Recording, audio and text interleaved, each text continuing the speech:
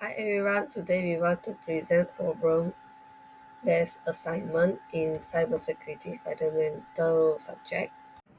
My name is Ng Sing Tian and my matric number is 10DIT24F1075. My name is Nuruzma Husna binti Tauhid. My metric number is 10DIT24F1022. My name is Nur Alia Ashikin. My metric number 10DIT 24F1093. My name is Navisha. My matrix number is 10DIT24F1268. So, I would like to present about the introduction for problem-based assignment.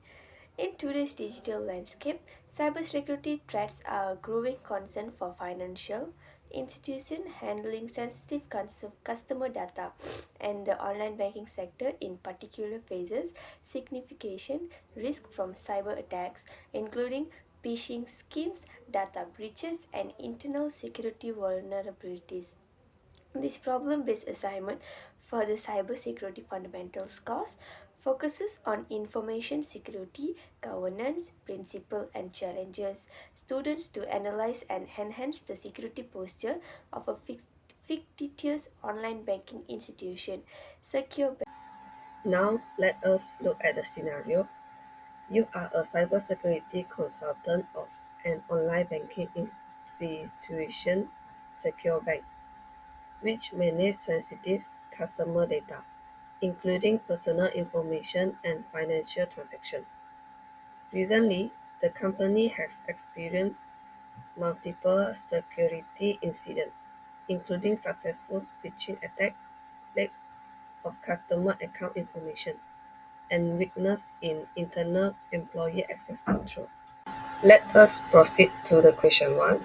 Identify and explain at least three key weaknesses in secure banks' current information security practice, focusing on aspects such as security policies, procedures, and privilege management. There are three weaknesses in Secure Bank information security practices. Secure Bank has experienced multiple security incidents, including phishing attacks, customer data leaks, and weak internal access control. So we have three key weaknesses in current security practices, focusing on security policies, procedure, and privilege management. So the first one is weak security policies and procedures. For example, Security Bank lacks a well-structured security governance framework which exposes it to cyber threats. The issues might be absent of comprehensive security policies. The bank does not have a clear guideline on handling sensitive customer, lack of formal incident response plan, and there is no structured approach to detect, respond to, and recover from cyber incident. Insufficient employee security awareness training, and employees are not adequately trained to identify phishing attempts and other cyber threats. The second example is poor implementation of security procedures. For example, secure bank security procedures are either outdated or ineffective, making it easier for attackers to exploit vulnerabilities. The issues might be no multi-layered authentication system. The secure bank relies on weak password-based authentication instead of implementing multi-factor authentication (MFA). Lack of regular security audits. The bank does not conduct frequent security assessment to identify and patch vulnerabilities, unsecured data transmission practices, and sensitive customer may be transmitted without encryption, making it vulnerable to interception. And a third example is ineffective privilege management. The secure bank privilege management policies are inadequate, increasing the risk of insider threats and unauthorized data access. The issues might be overprivileged user account.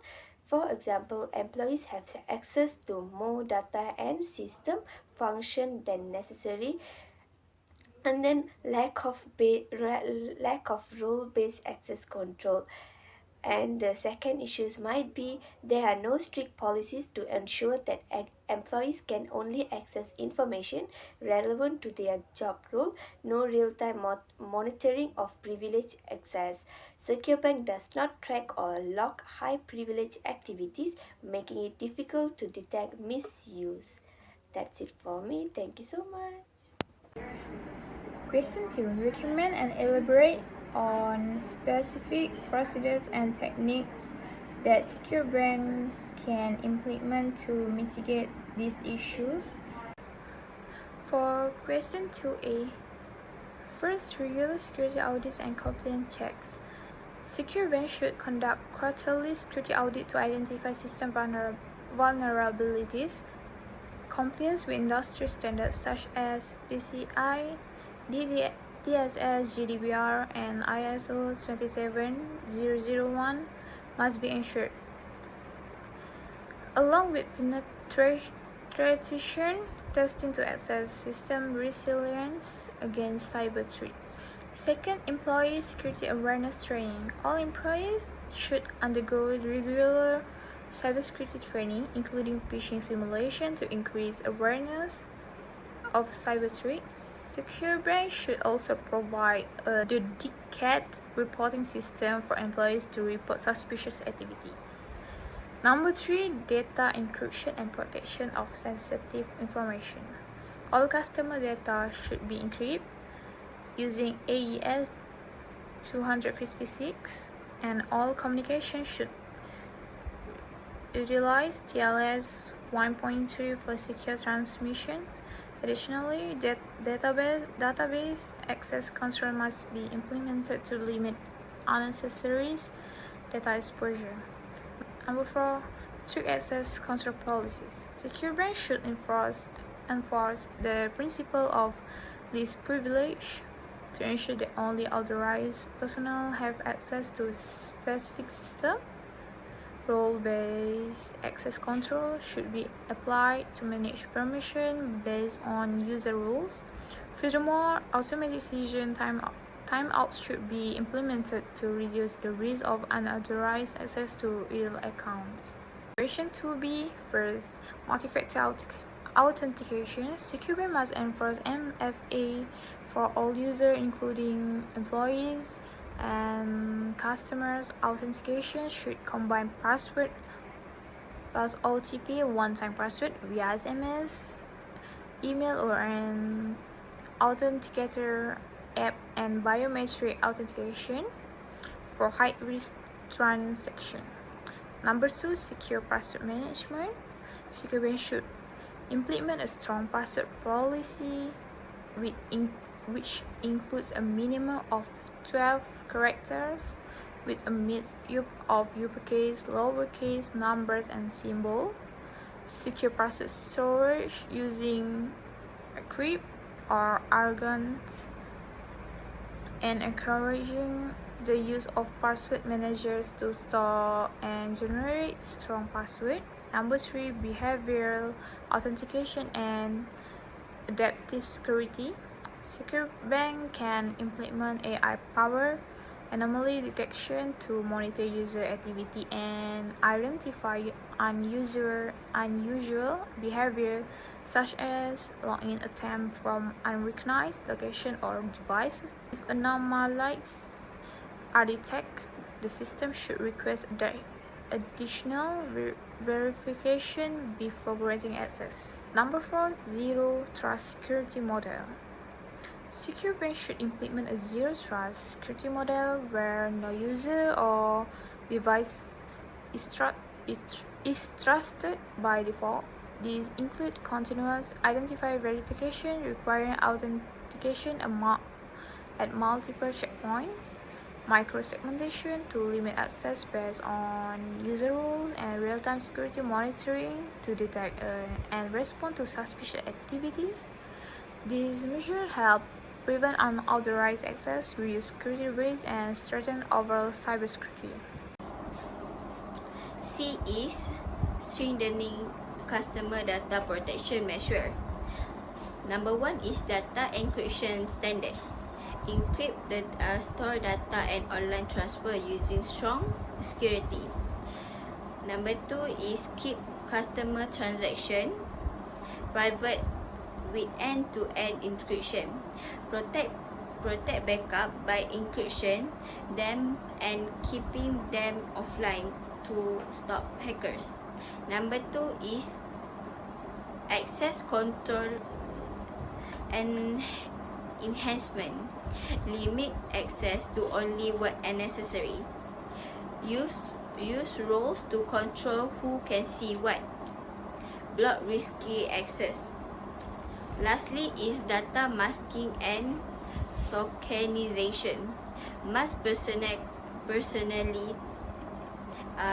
identifiable and identifiable information PII in announced production environments. Use tokenization for storing credit card details to reduce PCI DSS completion risk. D is improving privilege management and practice. Separate of duties. No one person should both start and approve high-risk action. Require two people to approve things like money, transfer, and database changes. Check roles regularly to prevent employees from gaining too much access over time. Second is user activity monitoring and logging. Record section of high-level user get instant alert for suspicious action. Reviews access every 3 months to remove unnecessary permission. Question 3. Provide a step-by-step plan to educate employees on proper handling of customer information and complaint with update security policy. Now I want to explain step-by-step plan to educate employee on proper handling of customer information. As you can see, there are 6 points. The first one is conduct a security posture assessment, is to review current security policy and past incident to identify gaps. Secondly, develop update security policies and procedures.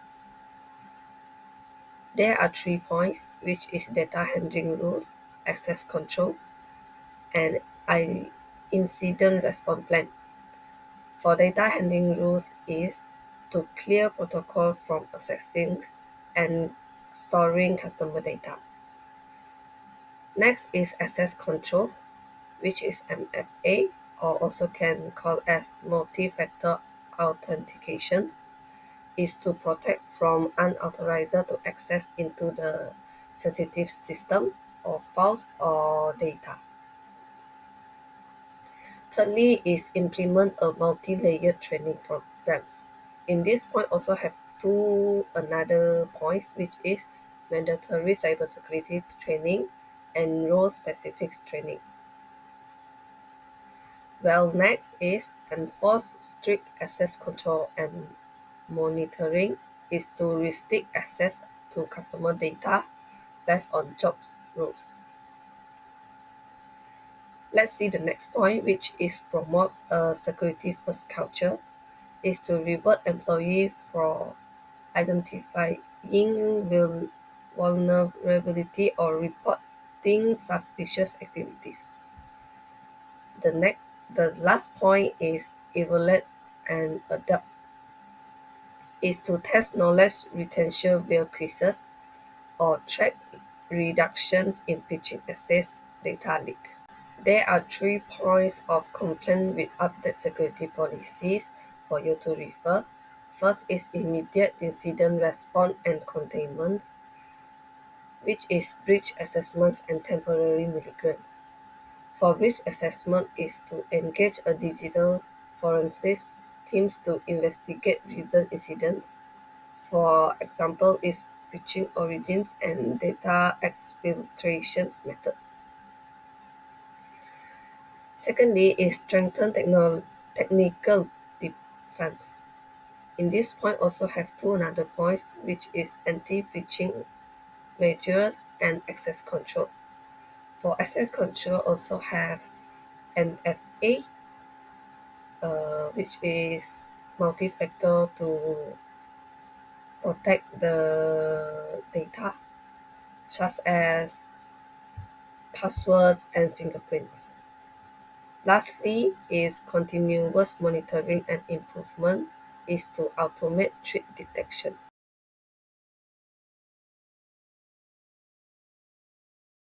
For the conclusion is to address the security challenges faced by secure bank, a comprehensive security improvement plan must be implemented, focusing on stronger security policies, enhanced access control, and advanced authentication mechanism by enforcing multi-factor authentication, employee security awareness training, strict data encryption, and a zero trust security model. Secure bank can significantly reduce risks such as phishing attacks, data leaks, and unauthorized access.